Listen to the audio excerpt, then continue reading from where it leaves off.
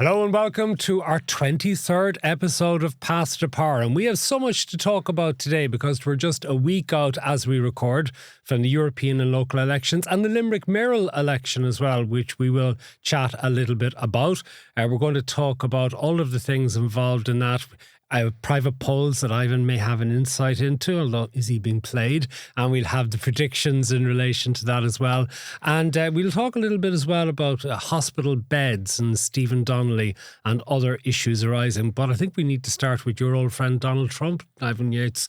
You have championed Donald Trump. You giving out about the likes of me, been that W word and having been appalled at the excesses and dreadful depredations of Donald Trump. Well, what do you think now? Well, first of all, my instincts are all to support the Republican Party, whereas your instincts will be to support the Democrat Party. Not at all, but anyway. Woke, weak, all those kind of things. 20 euro fine for the use of the woke word. All those things you love. And you know, I think the Republican Party, the GOP, is in a spot of bother here. There's no question about it. It's in a death spiral. Well, sorry, they could get more votes than the Democrats yet, but because there's Capitol Hill and all of that elections going on. First of all, let's look at it from Trump's perspective. First of all, with this court case, there was a binary outcome. He either, got acquitted or he so it couldn't be much worse for him. All unanimous. But it could have been a hung jury. Yeah, which is what he was hoping for, I think. No, but so it's the worst possible outcome. Unanimous jury, all 34 counts upheld. However, first of all, he's probably not going to do jail over that. Secondly, of the other cases, the 6th of January sort of suppressing democracy and the last election result, and 2020, and the mishandling of classified documents are actually much more serious and carry bigger penalties. So if there was to be one case that he was done in on of falsifying accounts and hush money and so on, this is the least worst for him. The difficulty also is that if they had the jury to compare between Michael Cohen, David Pecker, and people who were actually proven liars, and he was the worst of them all, that I think is bad company to be keeping. So he's obviously going to appeal it, but you'd have to take the view, and this would be, like if I was running Biden's campaign, I'd say, sorry, just hold on a minute. A convicted felon is not allowed vote in the US. How can a convicted felon be a recipient of votes? That's the way I'd run that campaign. Okay, I might surprise you now with a couple of things I'm going to say to you, Ivan. I think he shouldn't go to jail. And I think it would be a disaster for America if he was sent to prison for this, because it is not too much to exaggerate. You would have near to civil war if he was, because Donald Trump is a cult, right? He actually has this fan base who believe him no matter what, and he incites them and he stokes them. And he would, if he was heading towards a prison sentence, I think, try and have an uprising against it. And it's not beyond the bounds of possibility. There are enough nutcases in the United States who are members of his cult, unofficial as it is, who would actually bear arms on his behalf. So I think it's a very dangerous time, and it would be very dangerous for the judge, in this case in July 11th, to send him to prison. Well, just on that, can I ask you a question? His main point is, with all this legal stuff, that the Justice Department has been weaponized. Is there any, because for a lot of these prosecutors, they're actually voted into office. They're not like Keir Starmer or a DPP here. Is there any merit in that whole weaponization of the justice system argument at all? Very limited. I don't think so. I think you can't be beyond justice just because you had been president of the United States. And this goes to one of the other cases, the immunity case, which he's going to fight into the Supreme Court. This idea that he can do anything. He's even argued that he could murder a political opponent, and if he's president, he's immune from prosecution for doing so, is absolute patent nonsense, and is absolutely so dangerous, would send America away from being a democracy to being a dictatorship. But, there's so many things here. I mean, he's the ultimate narcissist. I mean, my objection to Trump from day one has been the narcissist. He had no interest in serving the better interests of the American people. It was always what it could do for him. It was all about getting power for himself and sating his own ego and having the people around him who just would never say no to him, which is why he appointed so many incompetents and then fired so many people as well. Did appoint some smart people, but if they didn't bend the knee to him, he got rid of them as well. And we only saw a warm-up act when Trump was in power the last time. What he's Trump 2.0, you think, is more what? Far more dangerous. More far more, because he is literally flagging that he wants to take on dictatorial powers. And he is going to do things which are not just going to be bad for America, further cleave the divide that has opened up in politics in America and divide people. And, everyone says, it's exaggerated to say you could head towards civil war. It's an exaggeration to say that he is a fascist. These things are always said until suddenly you realize, oh, Jesus, we have a fascist in place who is treating himself as being above the law. But if you say the Justice Department and the court system is not weaponized, how come nobody in the Republican Party, when it comes to the convention, which will be on the 15th of July after the sentence or whatever it is, fine, is meted out on the 11th of July, how come no one will say, well, actually a bedrock of our democratic system, a bedrock is the independence of the judiciary and the independence of our court system? Like, surely someone within the Republicans are going to come after him. It wasn't the judiciary who found him guilty on the 34 charges. It was a jury. And this is actually really important because even if you say that, the charges shouldn't have been brought and it was weaponized, there was a full trial. Everybody saw the trial play out, how the prosecution was presented, and everyone saw that Trump had the opportunity to fully defend himself. Now, you can argue that his lawyers defended him very badly, probably because there is a saying, and I don't know who is attributed to, but that, the man who defends himself has a fool for a client. But if you have lawyers who are acting on behalf of the client, and if they don't do as lawyers do, but actually follow the instructions of a client who doesn't know what he's doing, then they're fools as well. And it looks like a lot of the time in the defense, they were playing to Trump's prejudices rather than doing what was best for him. So the point is, and I have to say, I'm borrowing a little bit here from a man that I interviewed this week and will be on my Magnified podcast next week, Anthony Scaramucci, the former Trump press spokesman. Who is the most avowed anti-Trumper you can get. Absolutely. But fascinating character, big on Wall Street, but leaving that aside for the moment. As he pointed out, 75 million people voted for Trump in the last election. 75 million, phenomenal number. Now, many more voted for Joe Biden, who won the popular vote convincingly and, of course, won the electoral colleges. But statistically, it was not going to be, you would not have found that all 12 members of that jury in New York were Democrats. That just statistically is impossible. There would have been Trump voters on this. And Trump's team were holding out for the hope that there would be one or two holdouts. And in fact, they were apparently judging the body language of one juror, suggesting that he looked like he was very sympathetic to the defense arguments. That this jury came back in such short order. I mean, they came back and got clarification on transcripts, asked to have about 2/3 of the charge read to them again, and went out and a few hours later came back and said guilty on all counts. Is not the judge telling them to do that, not the prosecution. It was them having listened to all the evidence saying this. And now the problem what Trump is doing is, and what all of these enablers and sycophants around him are doing as members of the cult, as they're looking for self-advancement, probably reckoning, well, this guy Trump, he's 77, he's not going to be around forever, but we can lever ourselves into positions in relation to all of this.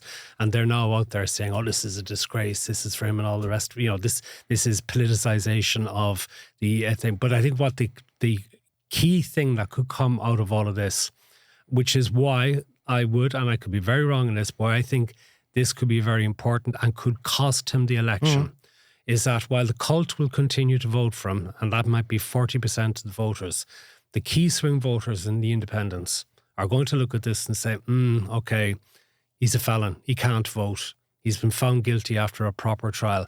And the point I was going to make is it's really bad that Trump and all these people around him are effectively trying to undermine the legal process. And as part of their undermining democracy in the United States, this is very dangerous for the United States. My last word on it, two things. One, what swung the case was the tape with Cohen. Just do it.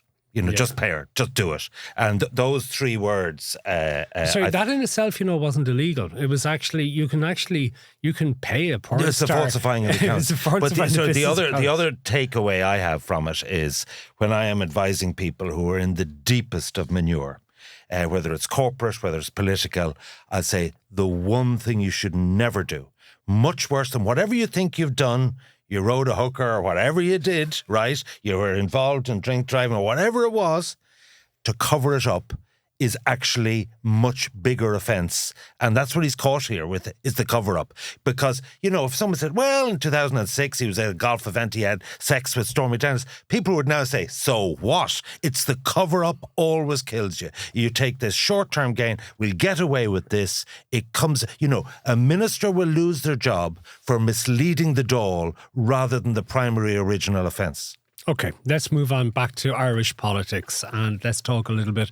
3 separate elections, European, local and Limerick mayoral election. But just take the European and local first, because I presume it is the case that people don't necessarily always vote along the same party lines for European and local elections, that you will see a different outcome for the political parties as into the votes for their candidates in Europe than they will get in various local constituencies. Is that a fair assumption?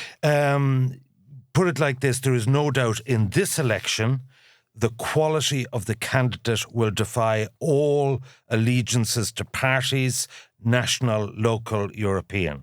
So that is definite. So you could have one part of Wexford that you could have an Aon-2 candidate like Jim Codd in Rosslare top in the poll, and you could have another candidate where Aon-2 wouldn't get a seat. Okay? So the first thing I would say is that I have literally been bombarded with people who want to have a quiet word in my ear.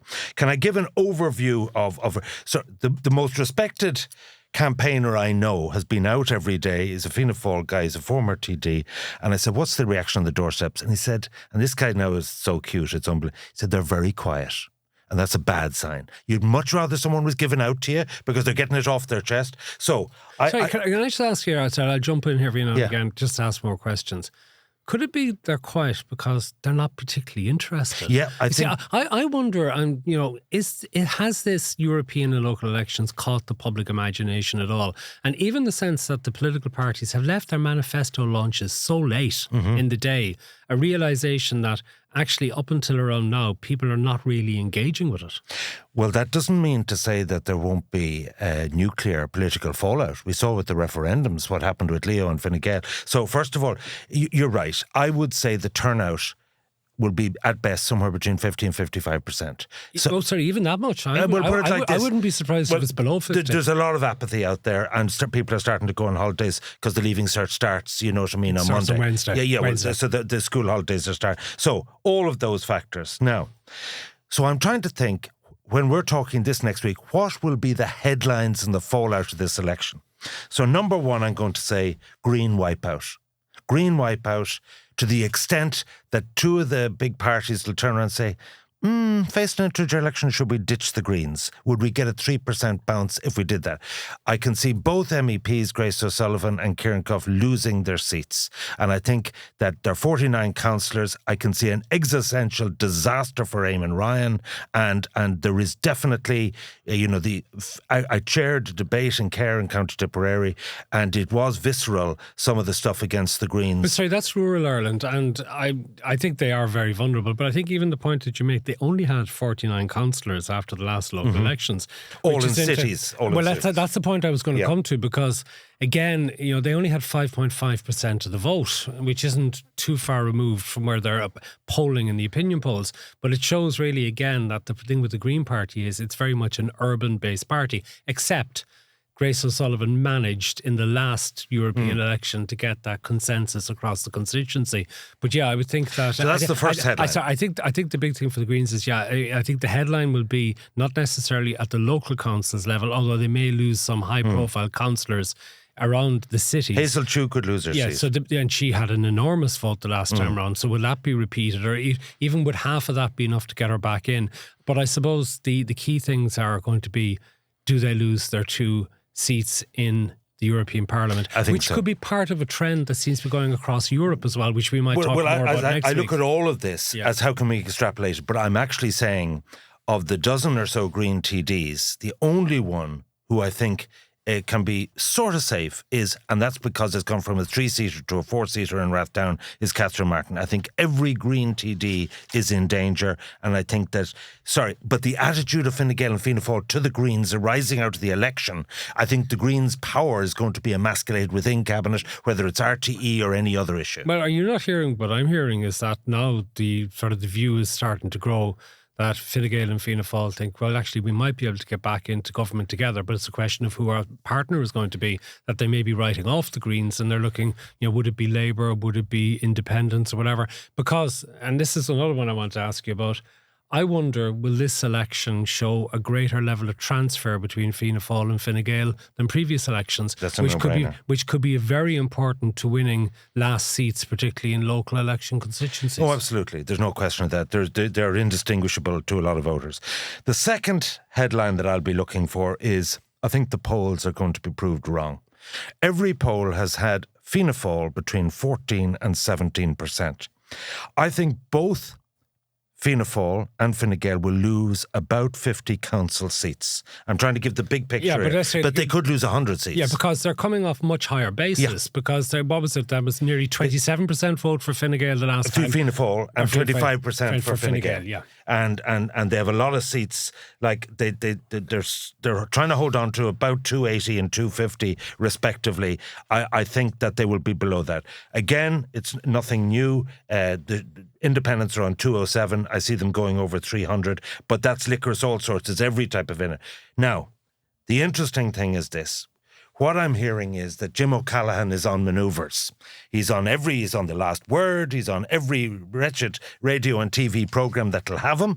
And the situation is that he is part of a cabal that might get the required 8 signatures of TDs in the event that they lose north of 70 seats. They might be prepared to move. Now, move. When you say move, against vote of no confidence in Micheál Martin's leadership. Yes. That's really interesting because, a few months ago, if you'd said that, you wouldn't have said that because you'd be saying it would be insanity to change a leader in front of for a general election, and then Leo Varadkar quits Fine Gael, and they have to put a new leader in, and there are some signs that maybe there is something of a Simon Harris bounce, small as it is, benefiting Fine Gael. We'll find out next week. But he's certainly taking a harder line, for example, on immigration than Leo Varadkar did.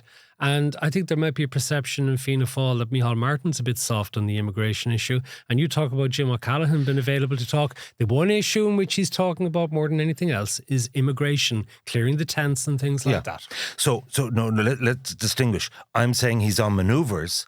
I'm saying there are no circumstances that I can see Jim O'Callaghan leading Fianna Fáil. He's perceived to have turned down a junior ministry, favoured his work in the law library, and these rumours are coming to me from the law library. So what I'm saying is Micheál Martin, I think, is braced for this and will see it off. So I'm not saying that he will be toppled by this, but I'm seeing fallout where there's been no visible dissent in Fianna Fáil. I can see some dissent coming. But the key issue here is what is the level of damage? So you have, both for Fine Gael and Fianna Fáil, really hard-working, long-established councillors who are certain to get re-elected. So take a typical council with 32 councillors to be elected and say Fine Gael or Fianna Fáil have about 8.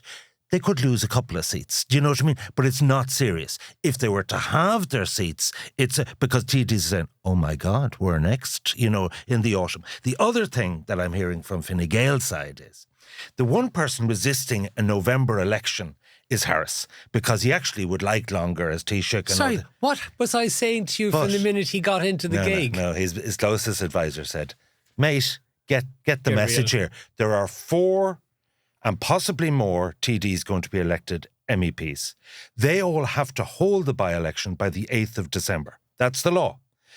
How would you like to face into a February election having lost 4 by-elections? Not a great idea. Row back from that. So I'm absolutely convinced now that even the remnants of Fine Gael who were talking about a 25 election are being told get a grip, and they're listening. So that'll be November 15th is the date that we're predicting here for the general election. Okay, but Let's go a little bit more detail into Fine Gael and Fianna Fáil, and we will get to Sinn Féin in a second and stuff. But you're talking to me about private polls. Yeah. And you're getting little bits from your insiders in the political world about this, right? I'm skeptical about polls, the ones that get published, and there's a multitude of them now, and I think you'll see quite a divergence from their findings when you get into the European results and the local results. But private polls, tell us about the whole thing about private polls. How are they done differently to the published polls? And how much weight do the parties give to them? Well, first of all, they're all sample ballot papers. Whereas, Ireland Thinks or Behaviour and Attitudes and all those, they do generic. And they apparently, a lot of these, I think this is going to come into disrepute, they might have a panel of 5,000 people and they pick different people relative to age, geography and so on, and gender and so on. And they keep asking those people what they think.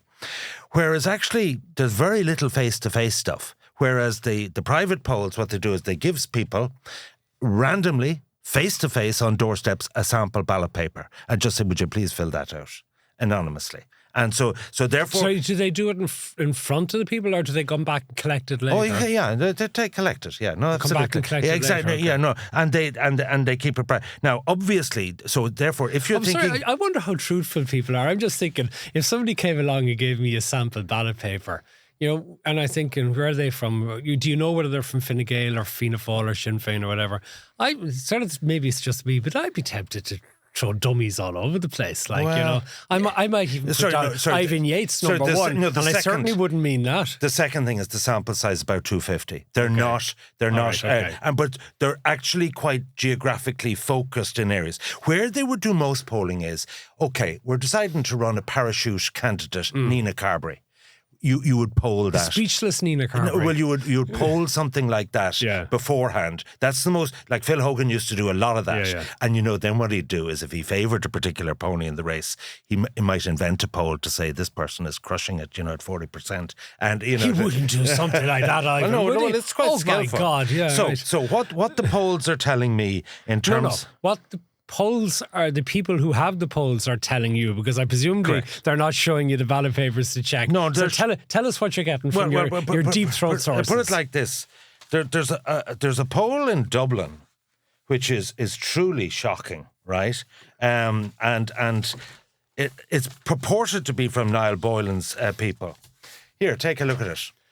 And it shows... It has him getting 100% of the votes. No, it doesn't. No. It has him getting 7% of the vote. But you know what it has? What?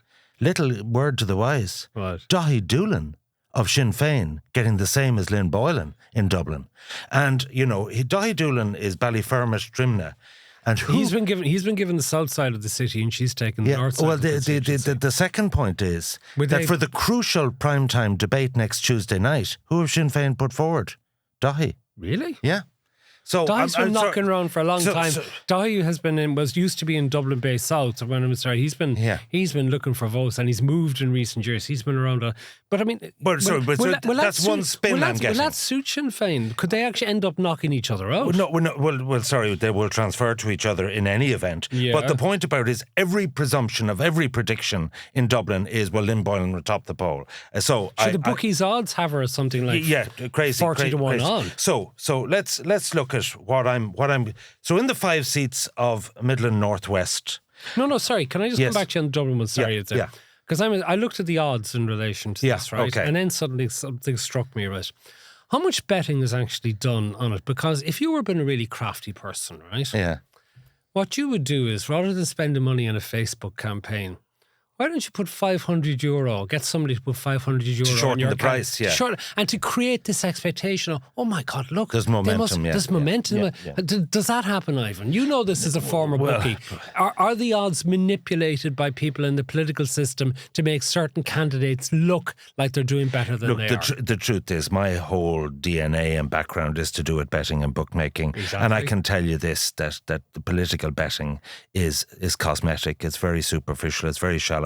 If you went in and said, I want to have $5,000 on such and such a candidate, even money, they would pass out. They wouldn't take the bet. They'd take 200 and they'd shorten the price. So you could manipulate it. But so can I go through where Europe I think is at? Yeah, but sorry, in Dublin, because I'm looking at your figures here, Yeah. and so we have 4 seats in Dublin. Yeah.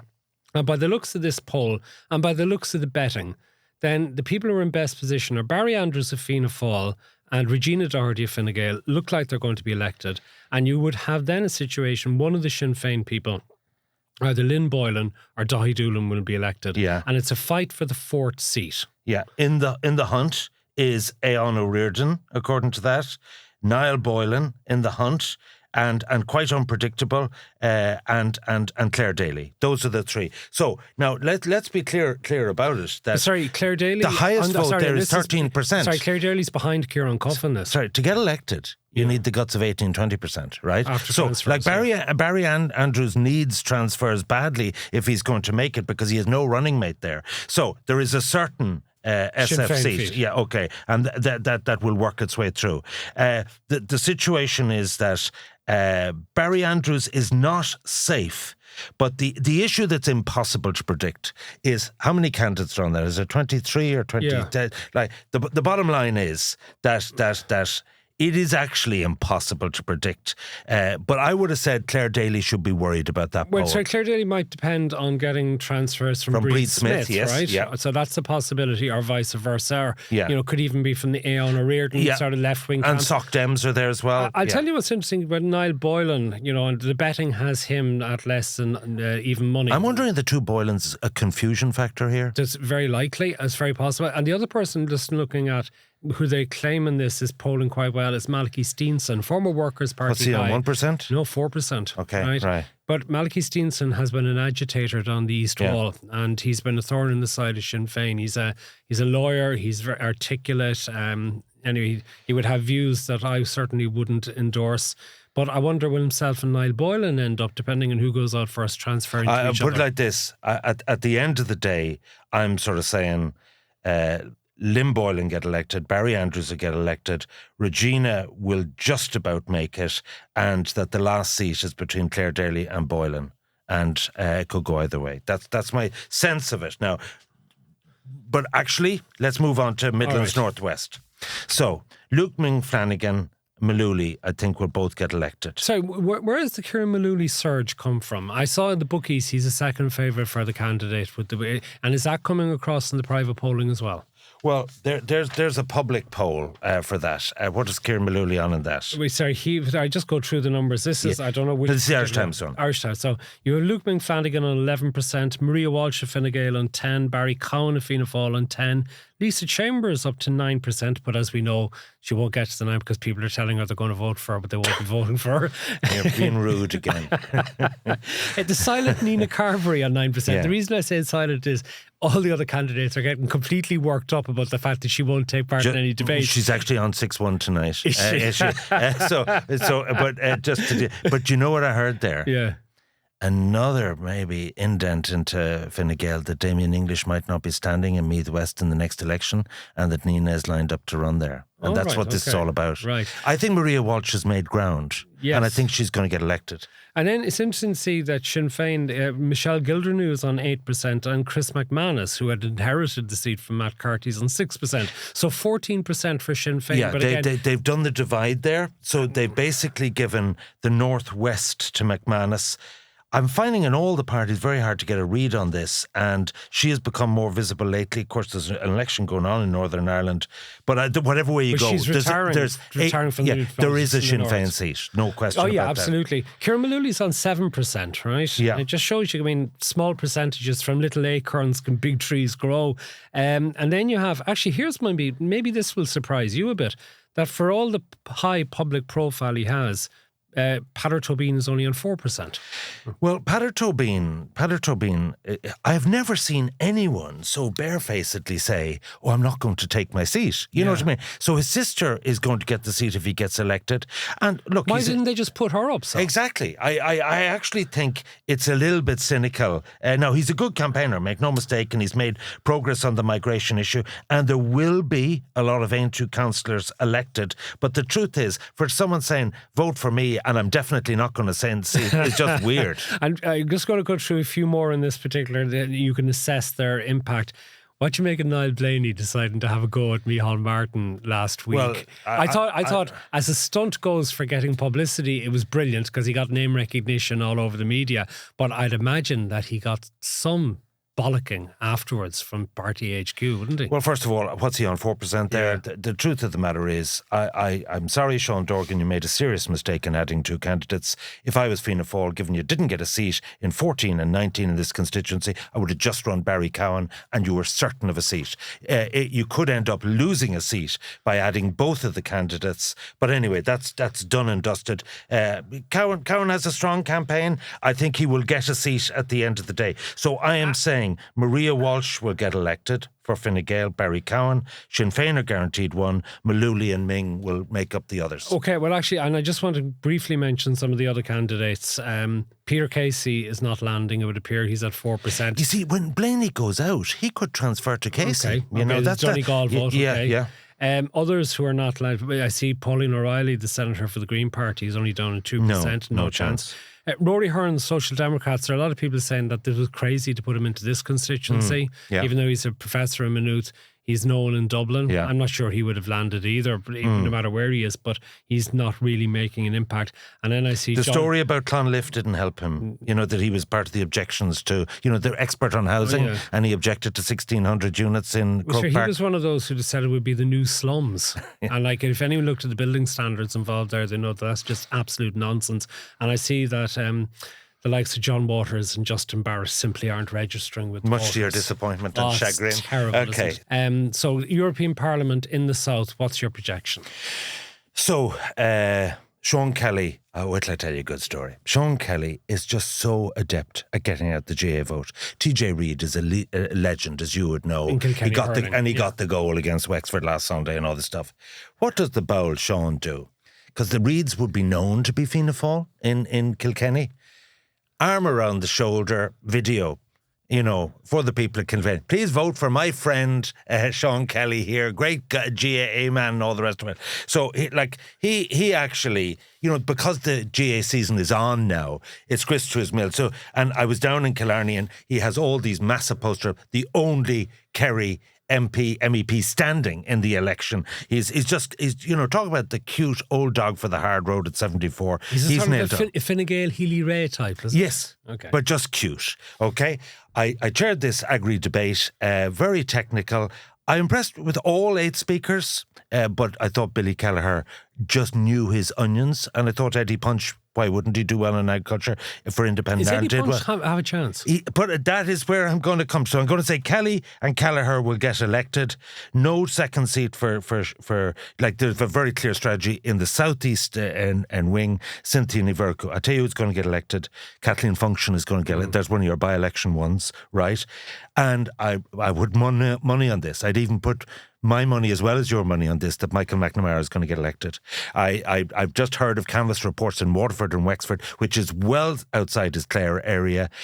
He just is the right guy in the right time on the right issue, and he's seen as a credible person to send to Europe, and he's going to make it. So those are 4. Now we're into the dogfight. So I'm eliminating the Green, Grace O'Sullivan, saying she can't make it. She's going to lose her seat. The tide, yeah. So the poll, I have... Well, you've got Mick Wallace. He's outgoing MEP. I've seen a poll that he's on 3%. That's not enough to get elected. So basically, what I would say is this, that I find it very hard to call the last seat. I don't think Sinn Féin will get a second seat. Running? Well, so Fine Gael, I don't think he'll get a second seat. Mullins. So Fine Gael, Fianna Fáil and Sinn Féin are all looking for a second seat. So that would be Senator Paul Gavin in Limerick for Sinn Féin, John Mullins and Cynthia Ní Bhurcu. So I don't think any of them are going to get that, but they'll consolidate the seats. I think it's between Wallace and Punch at the end of the day. And I just can't call that. Okay, tell us a little bit more about Eddie Punch. Eddie Punch. So for 25 years, he has been the Secretary General, the founder of the ICSA, which is a dry stock agricultural farmers group. Very together guy. Very smart guy. I would have met him in a lot of agri debates over the years, taking on the might of the IFA and the ICMSA in Munster. Like a quarter of all milk production is in County Cork. Representing small dry stock suckler cow farmers or sheep farmers wouldn't be that popular. But what I heard was that if McNamara gets into Europe, he's going to be a TD in Clare after the next election. Okay. As an independent. You know, we've talked about the possible implications for Fianna Fáil, maybe a leadership challenge against Micheál Martin if there's bad local election results. And obviously there's not going to be anything like that in Fine Gael because they've just had Simon Harris and stuff. What about Sinn Féin, right? Because I was sort of laughing. There's posters all up around the place of Mary Lou MacDonald, and I think the exact change starts now. Exactly.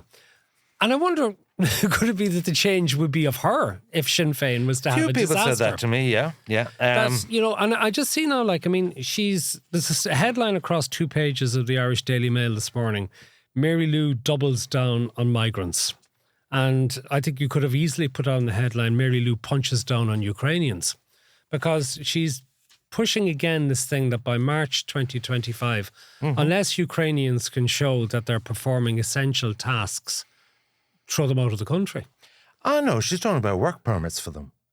She's more or less saying unless they perform essential tasks, then they can go. But she has actually been ahead of the curve in terms of what the government end up doing. Yeah, but I think she's going a little bit further in relation to the fact, you know, these are still people that we've taken in from war-torn areas, and she's saying, well, it was an emergency, but how long does this go on for? Well, actually, that's down to the fact that the Russians are still in Ukraine and there's a war still going on.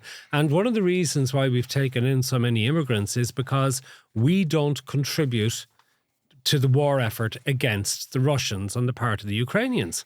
You know, so we actually have to make it up in a different way because we are militarily neutral. And actually, it's one of the interesting things about this European Parliament election as well.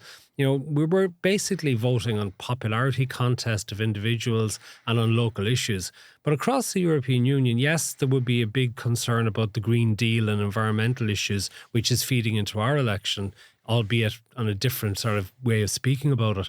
But the big concern for most countries is defence. And we're having no conversation in this country about our role with EU defence. Well, just on that, I was listening to Rachel Reeves and Keir Starmer, and their big idea is planning reform. And you would think in the local elections, from the manifestos, you know, what we've discussed about infrastructure, housing and so on, water, electricity, there is no mention of planning reform in any of the manifestos. So, I mean... Maybe because it's a national competency, as they say, it's not something for Europe or something. Well, county development plans are very much... the county development plans are so a mess. On Sinn Féin. My sense of where Sinn Féin are at is around 20%, right?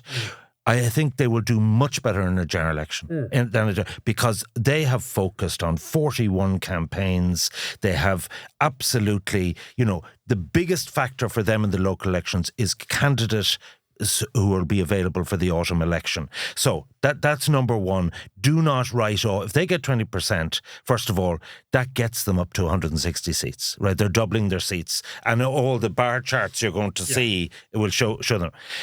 Someone said, Ivan, don't be surprised in terms of all the things you said, change starts here, and if it falls flat for Mary Lou, that someone might get the bright idea. Now, this isn't my idea, right? That Michelle O'Neill should be the president of Sinn Féin and the deputy president would be Mary Lou. She would be the leader still in the Republic. Yeah.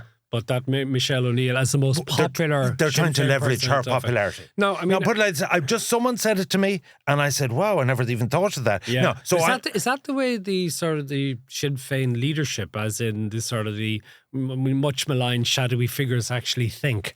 Do they start thinking, I mean, they think much more long-term, don't they, than short-term knee-jerk reactions? I think this is just to sort of tap into her current popularity. But let's be clear. No, look, let's be clear. Mary Lou MacDonald will be leading Sinn Féin into the next election. And they will be...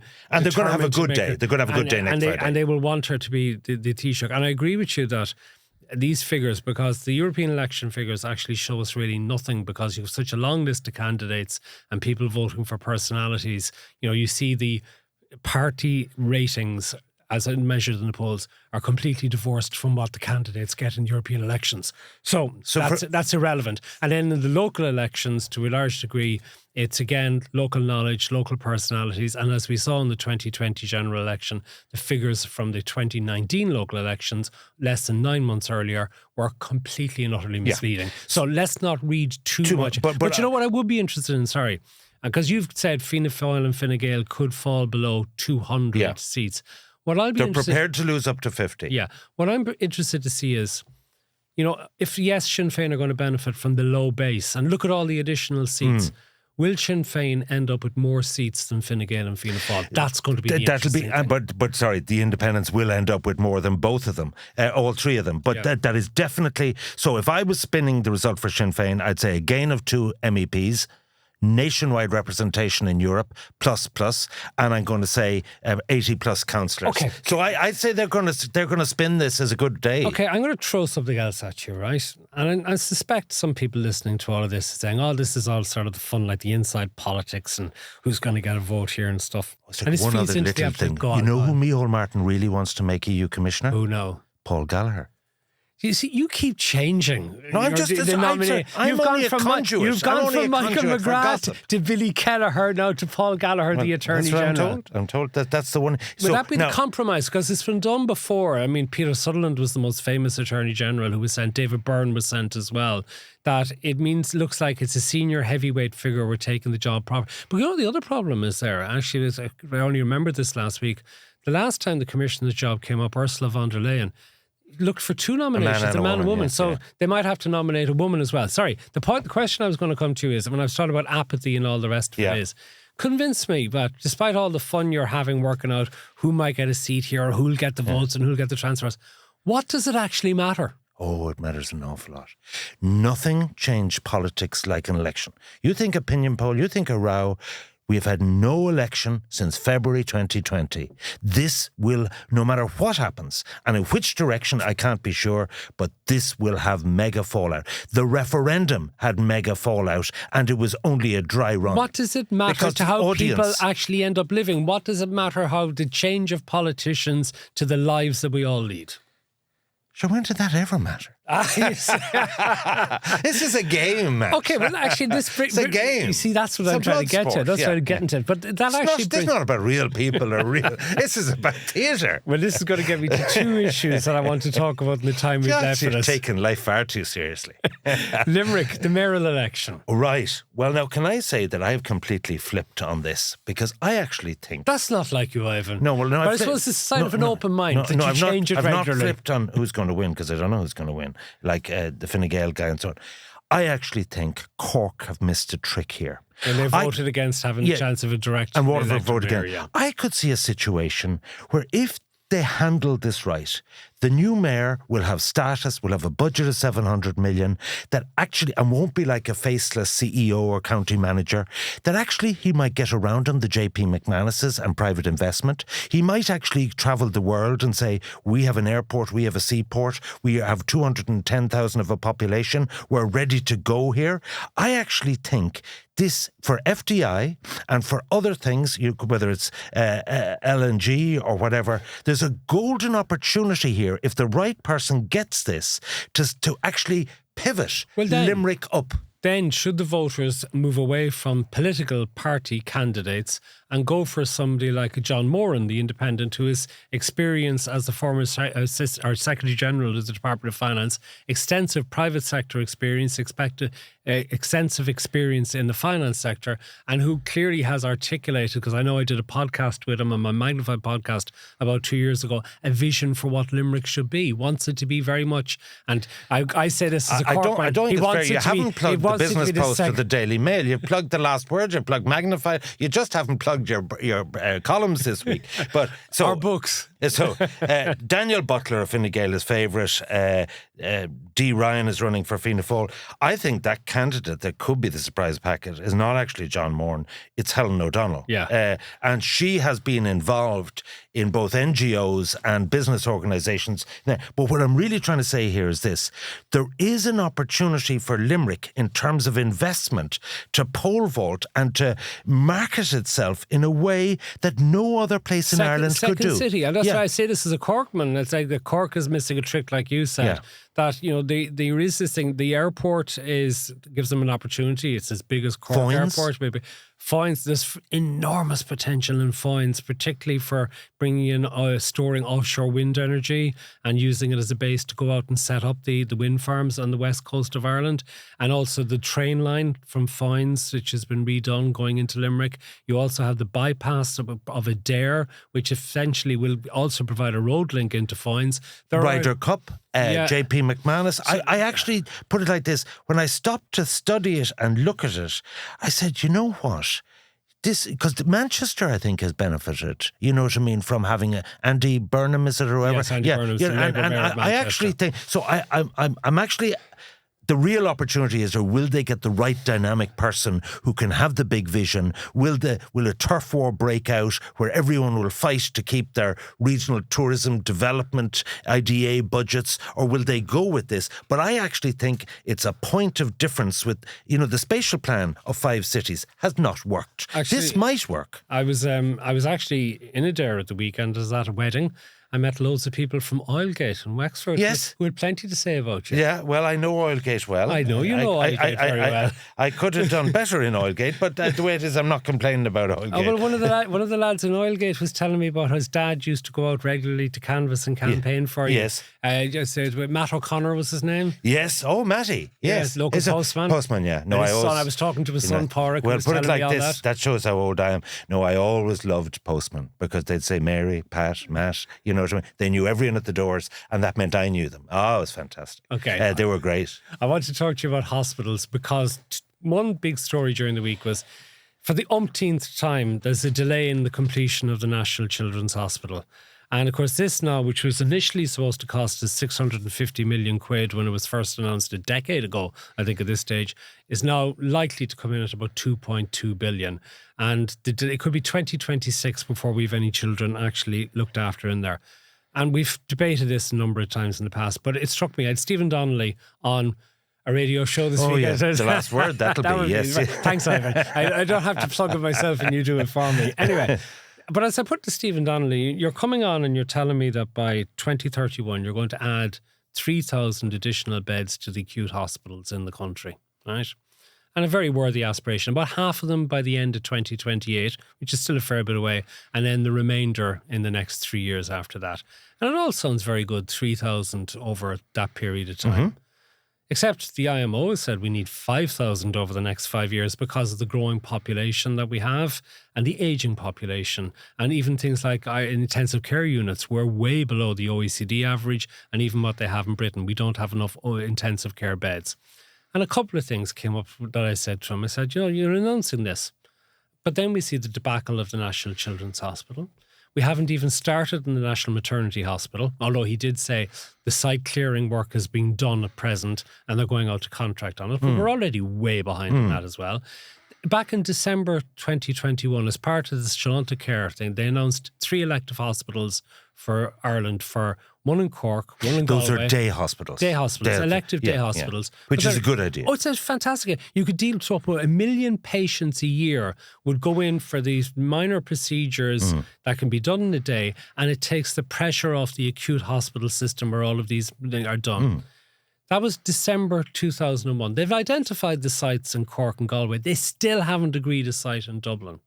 The earliest they will be built for in Cork and Galway is 2026. God knows when they will actually be done or when Dublin's done.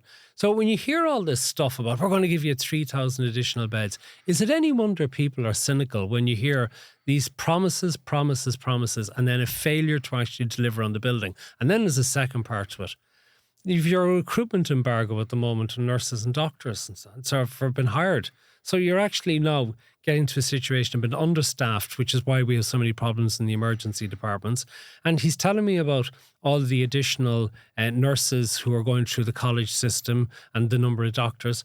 Sure, they're all going away. Now, the excuse is the doctors go away to get experience and then they come back. Will they come back? But the nurses are going away and they're not coming back. You're typical media type, hurling on the ditch, cursing the dark. I like to shine a light here. I mean, the fact of the matter is, total pensioners, 700,000, over the period you're talking to the 2030s, are going to be 1.7 million pensioners. And you know what? You and I are going to be in that cohort. You're much closer to that than I am. That's true. I'm 64 now. So the way it is this, and as my friends in the pension industry say, not only are there a million more, the bastards are living longer, and which is a real problem. And people in their 90s requiring surgery and all this kind of thing. I actually think the most important thing is, notwithstanding everything you're right, replacing facilities for the NCH and the National Maternity Hospital, we need a plan. And I actually think this plan, plus the day hospital, even though it's going to cost more than they say, even though it's going to be slower to implement, the most important thing is that we have a structured plan. It's not. I'll tell you, Ivan. Okay. You know what the most important thing is? Is that you implement the plan. Right. All we hear about for the last decade in this country is plans. We're world beaters at drawing up plans, and we're utter failures at actually implementing them. Like as we have plans for wind energy, which you've been banging on about. Do we implement them? No, we do not. We have plans for a metro. So what do? We Dutch them. We have more plans. We're world class at putting plans together, and we're failures at implementing them. That's cynicism. No, that's reality. It's a fair comment, and I couldn't take from that because we don't do infrastructure in this country. But put it like this.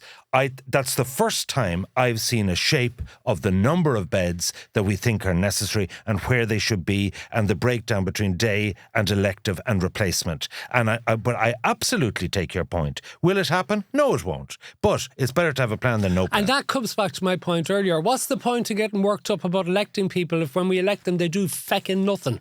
Yeah, but you see, it's blood sport. It's great blood sport. The best blood sport in the country. Better than any hurling final. No. It's showbiz for ugly people. It is. This count in Europe could take over a week, but we will give our final predictions next week. We will. That's all. If you want to get in touch, it's mail@pathtopowerpodcast.com. We do read them. You seem to be very biased towards Ivan. Give me a bit of love. Give me a few nice ones coming in as well. And that's all we have. And we will come back next Friday, and we will, in the middle of your voting, have a little bit of the last minute gossip and various other things that come up. So from me, Matt Cooper. And from me, Ivan Yates. Thanks very much for being with us. Talk to you again soon.